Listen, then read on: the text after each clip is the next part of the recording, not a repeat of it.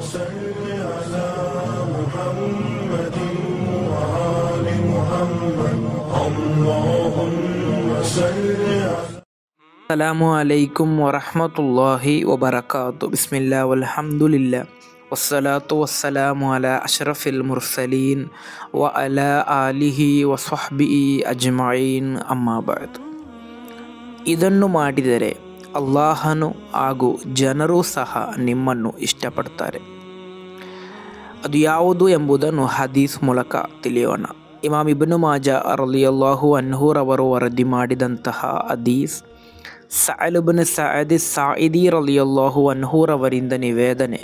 ಕಾಲ ಮಹಾನರು ಹೇಳುತ್ತಾರೆ, ಅತನ್ನಬಿಯ ಸ್ವಲ್ಲಲ್ಲಾಹು ಅಲೈಹಿ ವಸಲ್ಲಮ ರಜುಲುನ್, ಪ್ರವಾದಿ ಸ್ವಲ್ಲಲ್ಲಾಹು ಅಲೈಹಿ ವಸಲ್ಲಮರ ಬಳಿ ಬರುವ ವ್ಯಕ್ತಿ ಬರುತ್ತಾರೆ. ಫಕಾಲ, ಆ ವ್ಯಕ್ತಿ ಕೇಳ್ತಾರೆ, ಯಾ ರಸೂಲಲ್ಲಾಹ್ ದುಲ್ಲನಿ ಅಲ ಅಮಲಿನ್ ಇಜಾ ಅನ ಅಮಿಲ್ತುಹು ಅಹಬ್ಬನಿ ಅಲ್ಲಾಹು ವ ಅಹಬ್ಬನಿ ನಾಸು.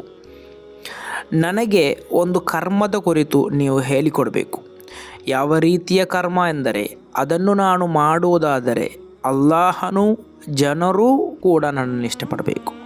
ಅಂದರೆ ಅಲ್ಲಾಹನೂ ಇಷ್ಟಪಡಬೇಕು, ಜನರೂ ಕೂಡ ಇಷ್ಟಪಡಬೇಕು. ಫಕಾಲ ರಸೂಲುಲ್ಲಾಹಿ ಸ್ವಲ್ಲಲ್ಲಾಹು ಅಲೈಹಿ ವಸಲ್ಲಂ, ಆಗ ಪ್ರವಾದಿ ಸ್ವಲ್ಲಲ್ಲಾಹು ಅಲೈಹಿ ವಸಲ್ಲಮರು ಹೇಳಿದರು, ಇಜ್ಹದ್ ಫಿದ್ ದುನ್ಯಾ ಯುಹಿಬ್ಬುಕಲ್ಲಾಹ್.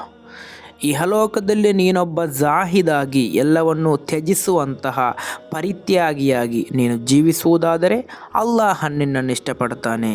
ಅದೇ ರೀತಿ ವಜ್ಹದ್ ಫೀಮಾ ಫಿ ಐದಿನ್ನಾಸಿ, ಜನರ ಕೈಯಲ್ಲಿರುವಂತಹ ಸಂಪತ್ತಿಗೋ ಮತ್ತಿತರ ಸಂಗತಿಗೋ ನೀನು ಜುಹುದು ತೋರಿಸುವುದಾದರೆ, ಅದರ ಮೇಲೆ ನೀನು ಆಗ್ರಹವನ್ನು ಇಡದಿದ್ದರೆ ಯುಹಿಬ್ಬುಕನ್ನಾಸ್, ಜನರು ಕೂಡ ನಿನ್ನನ್ನು ಇಷ್ಟಪಡ್ತಾರೆ ಎಂದು. ಅಂದರೆ ಅಲ್ಲಾಹನು ಇಷ್ಟಪಡಬೇಕಾದರೆ ಇಹಲೋಕದಲ್ಲಿರುವಂತಹ ಯಾವುದೇ ಸಂಗತಿಗಳನ್ನು ನಾವು ಆಗ್ರಹಿಸಬಾರದು. ಅಲ್ಲಾಹ ನೀಡಿದರೆ ಸ್ವೀಕರಿಸಬಹುದು, ಅಲ್ಲಾಹ ನೀಡದಿದ್ದರೆ ಅದರ ಬಗ್ಗೆ ನಮಗೊಂದು ಆಗ್ರಹ ಉಂಟಾಗಬಾರದು. ಆಗ ಅಲ್ಲಾಹ ನಮ್ಮನ್ನು ಇಷ್ಟಪಡ್ತಾನೆ. ಅದೇ ಜನರ ಕೈಯಲ್ಲಿರುವಂತಹ ವಸ್ತು, ಅದು ಸಂಪತ್ತಾಗಲಿ ಅಧಿಕಾರವಾಗಲಿ ಮತ್ತಿತರ ವಸ್ತುವಾಗಲಿ, ಅದನ್ನು ನೋಡಿ ನಾವು ಆಗ್ರಹಿಸುವುದಾದರೆ ಜನರು ನಮ್ಮಿಂದ ದೂರ ಸರಿತಾರೆ. ಜನರ ಇಷ್ಟ ಪ್ರೀತಿ ಅದು ನಮಗೆ ಸಿಗಲ್ಲ. ಜನರ ಕೈಯಲ್ಲಿರುವಂತಹ ಸಂಪತ್ತು ಅಧಿಕಾರ ಅದು ಯಾವುದನ್ನೂ ಕೂಡ ನೀವು ಆಗ್ರಹಿಸದಿದ್ದರೆ ಖಂಡಿತವಾಗಿ ಜನರೂ ಕೂಡ ನಿಮ್ಮನ್ನು ಇಷ್ಟಪಡ್ತಾರೆ.